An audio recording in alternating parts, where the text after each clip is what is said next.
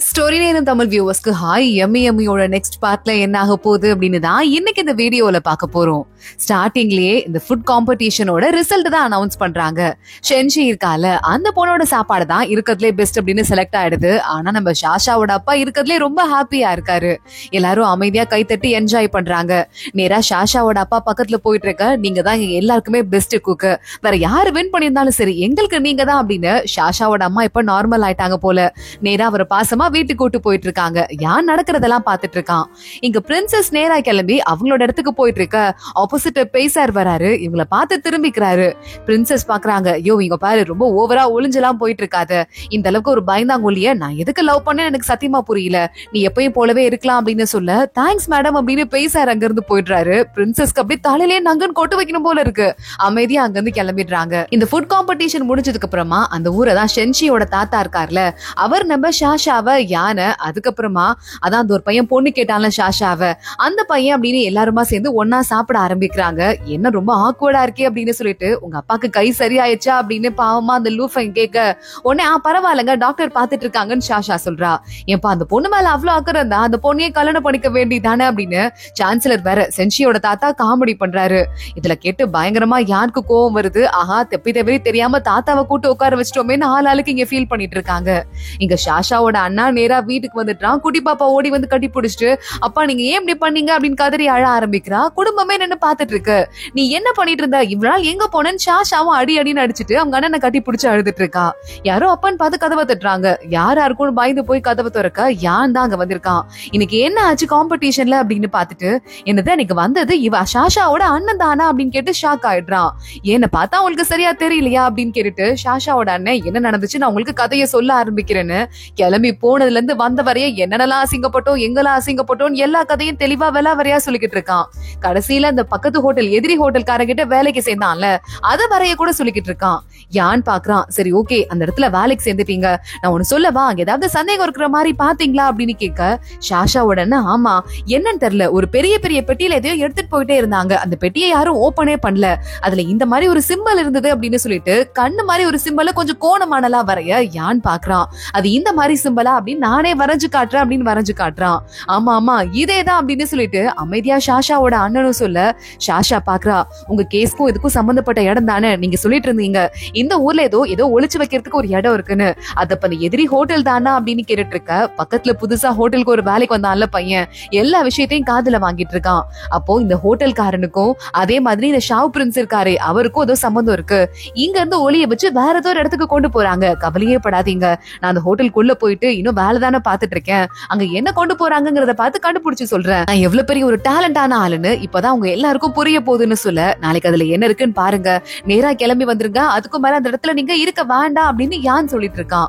சரி ஓகே அப்படின்னு அடுத்த நாள் மறுபடியும் எதிரி ஹோட்டலுக்கு வந்து பாத்திரத்தை தேய்ன்னு தேய்ச்சிட்டு இருக்க, வெளியே ஏதோ சத்தம் கேக்குது. வேகமா ஷாஷாவோட அண்ணன் போய் எட்டி பார்க்க, நிறைய பேர் சேர்ந்துட்டு மூட்டையா அந்த பெட்டில இருந்து எடுத்து ஏதோ குதிரை வண்டியில குட்காட்டி அமிச்சிட்டு இருக்காங்க.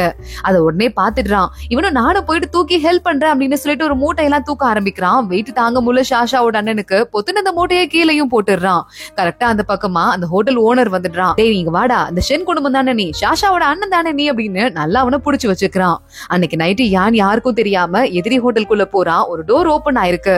யான் அங்க உள்ள போயிட்டு, இது ஒரு பெட்டி மாதிரி இருக்கு, அந்த பெட்டியை ஓபன் பண்ணி பார்த்தா உள்ள வெறும் வைக்கோல் தான் இருக்கு. யாரோ ஒருத்தங்க நம்ம என்ன தேடி வரும் தெரிஞ்சுட்டு மாத்தி வச்சுட்டாங்கன்னு யானுக்கு நல்லா புரியுது. ஏதோ ஒரு அம்பு அவனை அட்டாக் பண்ண வருது. கையிலே புடிச்சு யான் விசிறி எறிஞ்சிடுறான். உள்ள அந்த ஹோட்டல்காரன் வரான். யான் ரொம்ப பெரிய தெளிவான ஆள் தான், கலக்குறீங்களே அப்படின்னு கேட்க, ஷாஷாவோட அண்ணன் எங்க அப்படின்னு யான் கேட்டுட்டு இருக்கான். ஷாஷாவோட அண்ணனை கத்தி முனையில அங்க கூட்டு வராங்க. யான் அமைதியா பாத்துட்டு இருக்கான்.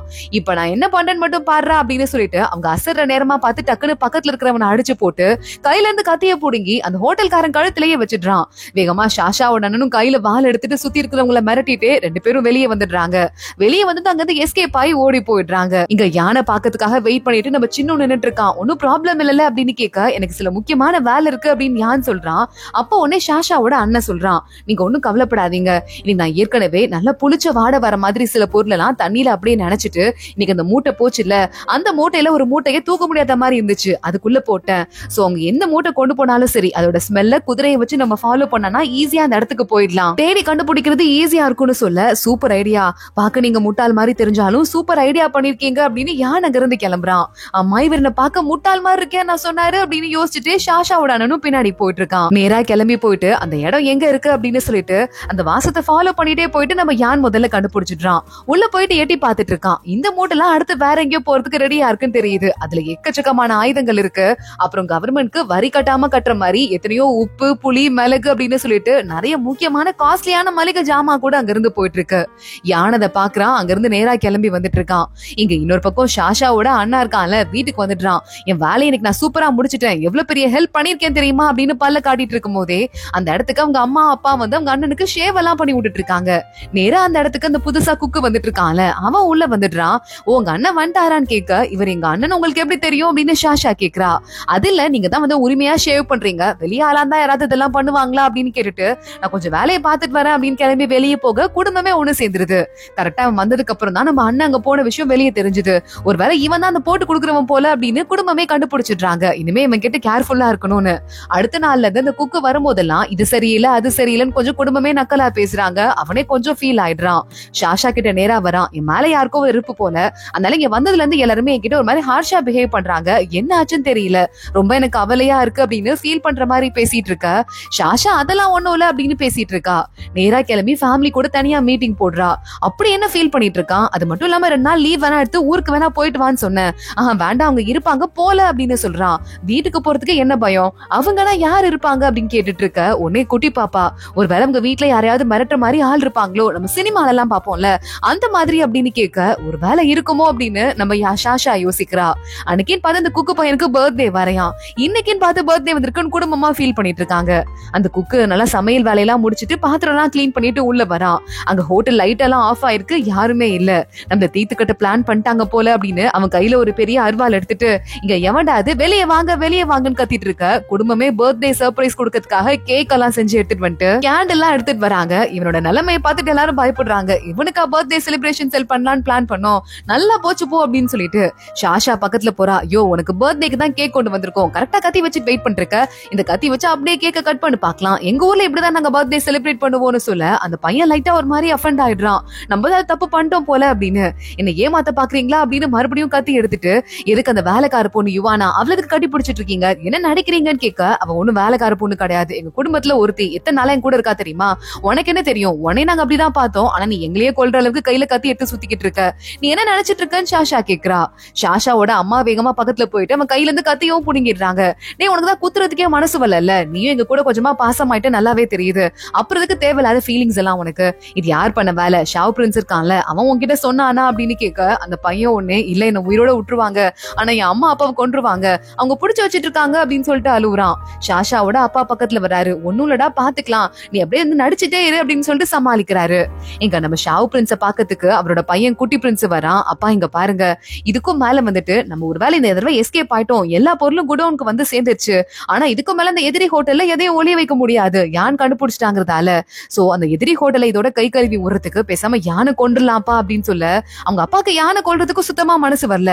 அவன் பெரிய போஸ்ட்ல இருக்கான் தெரியும்ல, அவனெல்லாம் அப்படிலாம் கொல்லலாம் முடியாது, ஏன்னா போஸ்ட்ல இருந்து விளக்கிறதுக்கு நான் ஒரு ஐடியா வச்சிட்டு இருக்கேன் அப்படின்னு அந்த பிரின்ஸ் சொல்லிக்கிட்டு இருக்காரு. உடனே பையனும் ஓகேப்பா அப்படின்னு சொல்லிடுறான். அடுத்த நாள் நம்ம யான் மேல வேணும்னே நல்லா நிறைய மினிஸ்டர் எல்லாம் சேர்ந்து கேஸ் போட்டு, யான் பண்றதுதான் பெரிய விஷயமா இருக்கு, ராஜாவை கூட மதிக்க மாட்டாங்க, யானை தான் மதிக்கிறாங்க அப்படின்னு அப்படியே எகத்தாளமா பேச ஆரம்பிக்க, அவ்வளவுதான் கோட்டே கைகால பாய்கிட்டு இருக்கு. இங்க சாஷா பிரின்சஸ பாக்கிறதுக்கு வந்திருக்கா, சமையல் பண்ணி எடுத்துட்டு வந்துட்டு இருக்கா, இதை சாப்பிடுங்க அப்படின்னு சொல்லிட்டு, செமையா இருக்கு அப்படின்னு பிரின்சஸ் சாப்பிட்டுட்டு, எனக்கு நீ இந்த போடுவல்ல எலுமிச்சை பழத்தை நசுக்கி ஜூஸ் அது போன்னு போல இருக்கு அப்படின்னு அந்த பாத்திரத்துல பெய்சார்னு பேர் எழுதி நல்ல லெமனை போட்டு குத்துற சாக்குல பெய்சாரியே குத்துற மாதிரி குத்திட்டு இருக்காங்க பிரின்சஸ்.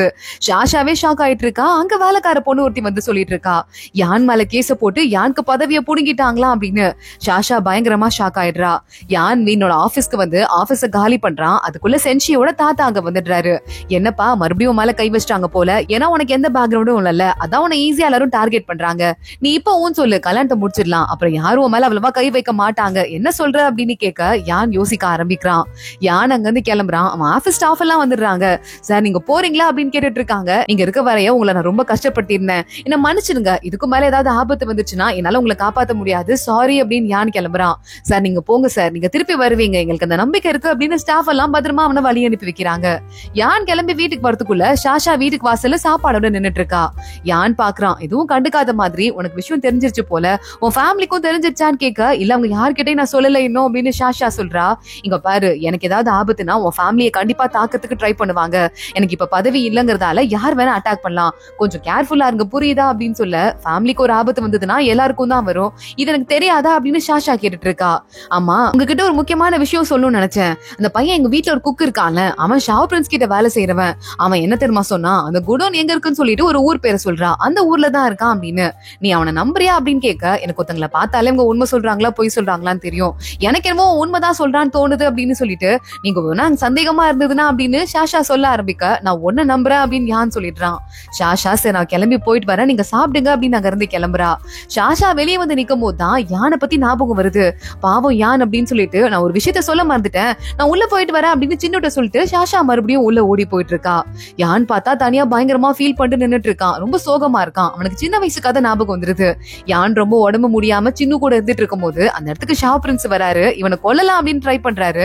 ஆனா வந்துட்டு அப்பா நினைச்சுக்கிறான் நம்ம யான். அப்பா அப்பான்னு கூப்பிட்டு இருக்கான். உடனே அவருக்கு மனசே இறங்கி போயிருது. ஏற்கனவே அவரோட பெரிய பையன் ஒருத்தன் இறந்து போயிருக்கான், அவன மாதிரியே இருக்கான் பாக்கிறதுக்கு அப்படின்னு சொல்லிட்டு அவனை தூக்கிட்டு போயிட்டு நல்லபடியா வளர்க்கிறாரு ஷாவ் பிரின்ஸ். பேர் கூட இவரே மாத்தி வைக்கிறாரு. அது மட்டும் இல்லாம வந்துட்டு எல்லா கலைகளையும் கத்து கொடுக்கறாரு, திறமையா படிக்க வைக்கிறாரு. யான் திறமையா இருக்கிறத பார்த்து சந்தோஷப்படுறாரு. அப்புறம் ஒரு கட்டத்துல கேபிட்டல் சிட்டிக்கு நம்ம யான் ப்ரொமோஷன் ஆகுறான். அப்புறம் அவரே பெரிய மனசு இல்லாம வழி அனுப்பி வைக்கிறாரு. அதெல்லாம் அவன் யோசிச்சுட்டு நின்னுட்டு இருக்க, ஷாஷா அங்க ஓடி வந்துடுறா. யானை பார்த்து கொடையை புடிச்சு நின்னுடுறா. இங்க பாருங்க, எனக்கு தெரியும், உள்ள வாங்க அப்படின்னு கூட்டு போய் உட்கார வச்சு, இப்ப நீங்க இருக்கிற முக்கியமான இடத்துக்கு காரணமே உங்க ஷாவ் பிரின்ஸ் தான். நீங்க அவரை அப்பா மாதிரி பாத்தீங்க, ஆனா அவர் உங்களுக்கு பின்னாடி நிறைய காரியம் பண்ணி இப்ப உங்களுக்கு பதவி போறதுக்கு முக்கியமான காரணமா இருந்திருக்காரு. அதனால நீங்க பயங்கரமா ஃபீல் பண்ணீங்கன்னு எனக்கு நல்லா புரியுது.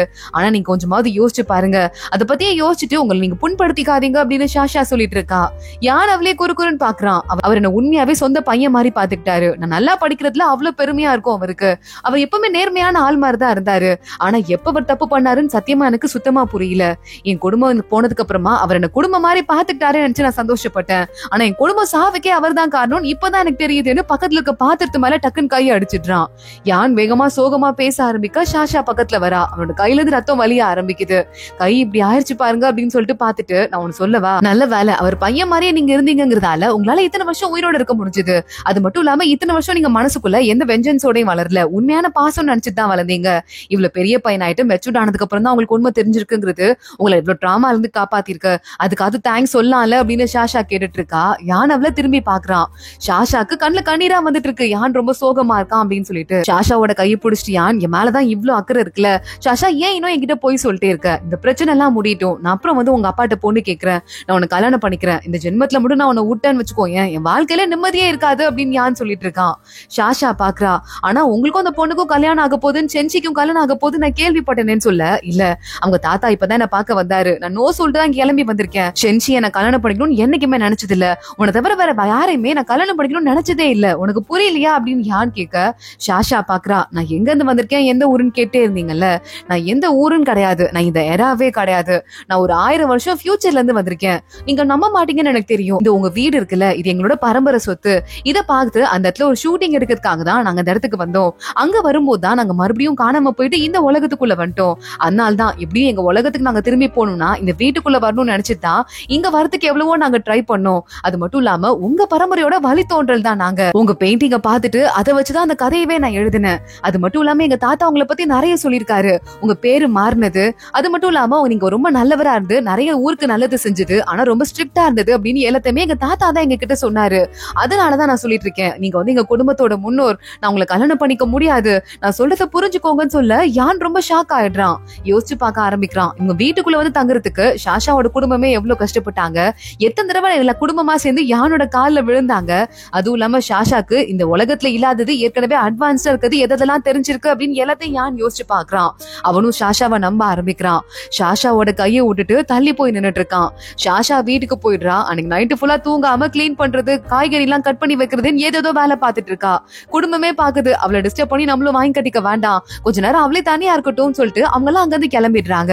யான் அதுக்கு மேல பயங்கரமா சோகமாயிட்டு இனிமே நம்ம என்ன பண்ண போறோம் அப்படின்னு சொல்லிட்டு யோசிச்சு பாத்துட்டு இருக்கான். அந்த ஸ்கேல் ஒண்ணு வச்சிருந்தால ஷாஷா ஞாபகமா, அதை கரெக்டா எரிக்கிறதுக்கு முன்னாடி ஓடி போய் எடுத்துட்டு வந்து அந்த கையில வச்சிட்டு இருக்கான். சின்னும் அதை பாக்குறான். என்னாச்சு பாஸ் அப்படின்னு சொல்லிட்டு கேட்டுட்டு இருக்கா. இல்ல ஒண்ணும் இல்ல, ஏதாவது முக்கியமான விஷயம் நடந்ததா அப்படின்னு சொல்லிட்டு கேட்க, ஊரடங்கையும் தாண்டி நிறைய பேர் வந்துட்டு வண்டி எடுத்து வெளியே போயிருக்காங்க, அது யாருன்னு தெரியல அப்படின்னு சொல்ல, எவ்வளவு தைரியம் தான் அந்த மாதிரி போயிருப்பாங்க, யாருன்னு கொஞ்சமாவது விசாரிச்சு பாத்தியா அப்படின்னு கேட்க, முழுசா தெரியல, ஆனா அந்த ராணி இருக்காங்க கொடுத்தாங்கல்ல, அதான் நீங்க எடுத்தோடனே மரண தண்டனை கொடுத்ததால ஒரு ஆளுக்கு ரொம்ப வருத்தப்பட்டாங்களே சொந்தக்காரங்கன்னு, அந்த ராணியோட ஆளுங்கன்னு தெரியுதுன்னு சொல்ல, இதை விடக்கூடாது, நம்ம ஃபாலோ பண்ணிட்டு போய் உண்மையை கண்டுபிடிக்கணும் அப்படின்னு யானும் ஃபாலோ பண்ணிட்டு போறான். அந்த வண்டி எல்லாம் கரெக்டா கிளம்பி ஷாஷா ஒரு ஊர் பேர் சொன்னால அந்த ஊருக்கு தான் போயிட்டு இருக்கு. யான் சின்னுவை பார்த்து, நீ ஷாஷாவோட ஃபேமிலியை பத்திரமா பாத்துக்கோ, நான் உங்களை ஃபாலோ பண்ணிட்டு போயிட்டு வரேன் அப்படின்னு சொல்லிட்டு அங்க இருந்து கிளம்ப ஆரம்பிக்கிறான். சின்னு நேரா கிளம்பி ஷாஷாவோட வீட்டுக்கு போயிடுறான். உங்களை பாத்துக்கிறதுக்காக தான் இங்க வந்திருக்கேன் அப்படின்னு. ஷாஷாக்கு என்னவோ பயமா இருக்கு. இல்ல, நான் நேரா யானை பாக்கிறதுக்கு போயே தீர்வேன் அப்படின்னு சொல்லிட்டு அங்க இருந்து கிளம்பிட்டு இருக்கா. இங்க நேரா அந்த வண்டியை ஃபாலோ பண்ணிட்டு வர யான் ஒருத்தனை டிரைவரை புடிச்சு அடிச்சு போட்டு, இந்த எங்க போகுது, எந்த வீட்டுக்கு போகுது அப்படின்னு கேட்க அந்த வீட்டு அட்ரஸ் சொல்லிடுறான். யான் நேரா அந்த வீட்டுக்கு கிளம்பி போறான். அங்க ஒரு லாக்கர் மாதிரி இருக்கு, அதுல அந்த கண்ணு டிசைன் இருக்குல்ல அதே மாதிரியே போட்டிருக்கு. அதுல கை வச்சு பார்க்கும்போது ஒரு பட்டன் பிரஸ் ஆகி புதுசா ஒரு ரூட் ஓபன் ஆகுது, பாதாள சுரங்க மாதிரி. உள்ள போய் பார்த்தா எக்கச்சக்கமான சாப்பாடு பொருள் பதுக்கி வச்சுது. அது மட்டும் இல்லாம கத்தி பால் அப்படின்னு எக்கச்சக்கமான ஆயுதம் இருக்கு. உள்ள நிறைய ஜெயில் மாதிரி இருக்கு. யான் உள்ள போய் பாக்குறான். அந்த அங்கிள் ஒருத்தர் டீச்சரா இருந்தார்ல மாஸ்டர், அவர் இங்கதான் கட்டி போட்டு வச்சிட்டு இருக்காங்க. யான் போய் அவரை காப்பாத்துறான். வாங்க அங்கிள் அப்படின்னு வெளியே கூட்டு போறான். வெளியே நிறைய ஆளுங்க நிக்கிறாங்க, சண்டை போட ஆரம்பிக்கிறான். எக்கச்சக்கமான ஆளுங்க வராங்க. அதுல நம்ம யானுக்கு பயங்கரமா வயிறுல ஷோல்டர்லன்னு சொல்லிட்டு அடிபட்டுருது. ஆனா அப்பயும் மாஸ்டர் பத்திரமா காப்பாத்திட்டு எல்லா வழியையும் தானே வாங்கிக்கிட்டு நேரா அங்க இருந்து வெளியே ஓடி வந்துட்டு இருக்க. அங்க வெளியேயும் ஆளுங்க வந்துடுறாங்க. அதுக்குள்ள அங்க வெளியே விடிஞ்சே போயிருது. இப்ப மாஸ்டர் தான் நம்ம யானை காப்பாத்தி கூட்டு வந்துட்டு இருக்காரு. வாப்பா கொஞ்ச நேரம் பத்திரமா வாப்பா, ரத்தம் நிறைய போகுது அப்படின்னு சொல்லிட்டு யானை நன்கு வந்துட்டே இருக்கான். அதுக்குள்ள ஷாஷாவோட இந்த பக்கமா வந்துடுறாங்க. ஷாஷா வேகமா ஓடி வரா. யானை கட்டி பிடிச்சுக்கிறா. ஒன்னும் ஆகாதுன்னு சொல்ல, அந்த உன்னோட வேலைக்காரனோட அம்மா அப்பா அங்க ஜெயில இருக்காங்களாம், அவங்கள போய் காப்பாத்து, அது மட்டும் இல்லாம இருக்க விஷயத்த எல்லார்கிட்டையும் சொல்லு அப்படின்னு சொல்லிட்டு யான் கை பொத்துன்னு கீழே விழுந்துருது. தலையும் அப்படியே சரிஞ்சிருது. ஷாஷா அப்படியே பயந்து போய் பாத்துட்டு இருக்கா. அதோட தான் இன்னைக்கு எபிசோட் முடியுது. அடுத்தடுத்து என்ன ஆக போகுது தொடர்ந்து பார்க்கலாம். இந்த வீடியோவை லைக் பண்ணிக்கோங்க, மறக்காம நம்ம சேனலுக்கு சப்ஸ்கிரைப் பண்ணிட்டு பெல் ஐக்கானையும் கிளிக் பண்ணிக்கோங்க. அடுத்த வீடியோல பார்க்கலாம். அது வரைய பாய்.